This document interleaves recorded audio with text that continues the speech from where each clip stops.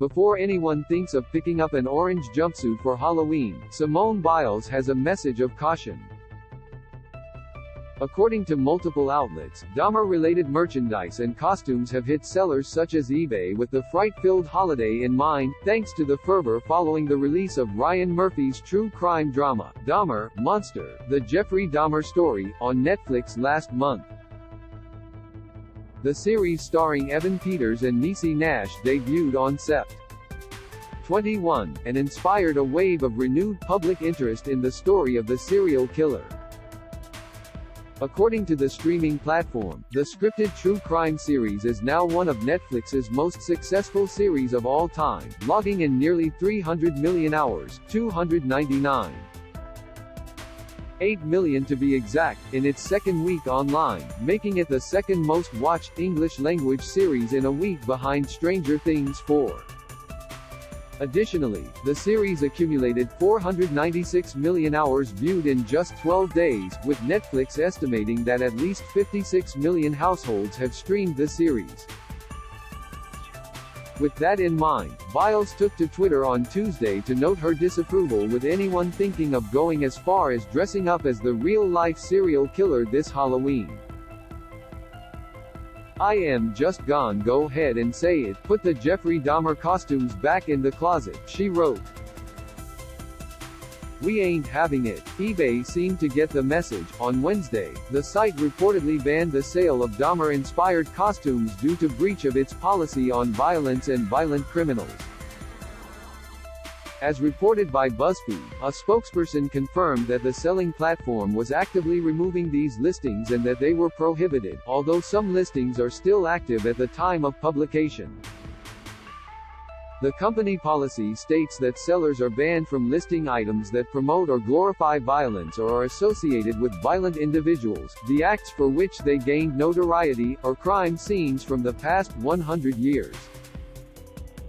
While both Peters and Nash have garnered praise for their layered performances in Dahmer, Murphy's dramatization of events has also drawn backlash from relatives of the victims, who say that they've been re-traumatized by what's been recreated on screen. Most notably, relatives of 19-year-old victim Errol Lindsay, including his sister Rita Isbell, and a cousin named Eric, who was later identified as Eric Perry by the Wrap, have responded negatively to the true scripted drama and the ways it has forced them to relive and be re-traumatized by such a tragic experience.